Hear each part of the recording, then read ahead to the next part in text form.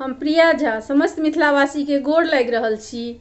छठि अबै वाला अछि तऽ हम एकटा छठि के गीत गाबऽ जा रहल छी। जँ अपने सबके नीक लागत हमर गीत तऽ हमर चैनल के सब्सक्राइब और वीडियो के लाइक शेयर जरूर करब। और जे सब सब्सक्राइब नहीं केने छी अखन तक हुनकर सबसे आग्रह कि सब्सक्राइब जरूर करी और अपन आशीर्वाद जरूर दी। तो सुनल जाओ छठि के गीत।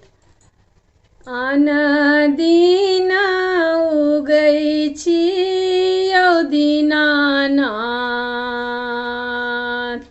आहे भोर भिनसर, आजू के दिन यौ दीनानाथ, से लागल एति बेर, से लागल एति बेर। आन दिन उगै छी यौ दीनानाथ, आहे भोर भिनसर, आजू के दिन यौ दीनानाथ, से लागल एति बेर, से लागल एति बेर। बाटे में भेटी गेल गे अबला,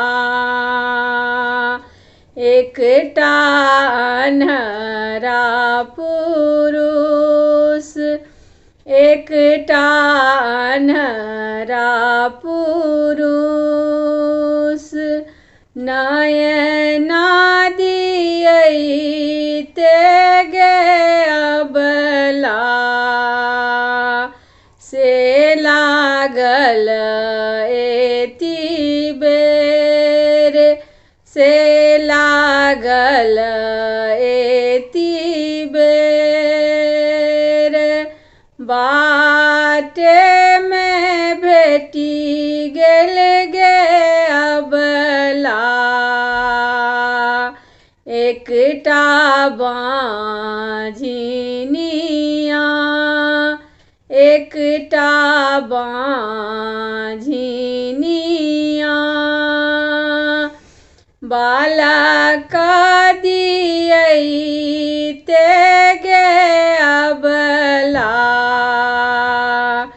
से लागल एति बेर, से लागल एति बेर। बाटे में भेटी गेल गे अबला, एकटा कोढ़िया पुरुष, एकटा कोढ़िया पुरुष, कायबा दियैते गे अबला, से लागल एति बेर, से लागल एति बेर। आन दिन उगै छी यौ दीनानाथ, आहे भोर भिनसर, आजू के दिन यौ दीनानाथ,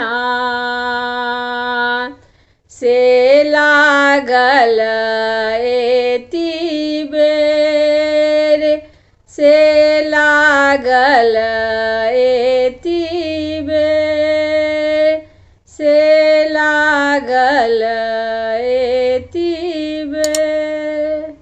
जय छठी मैया की। धन्यवाद।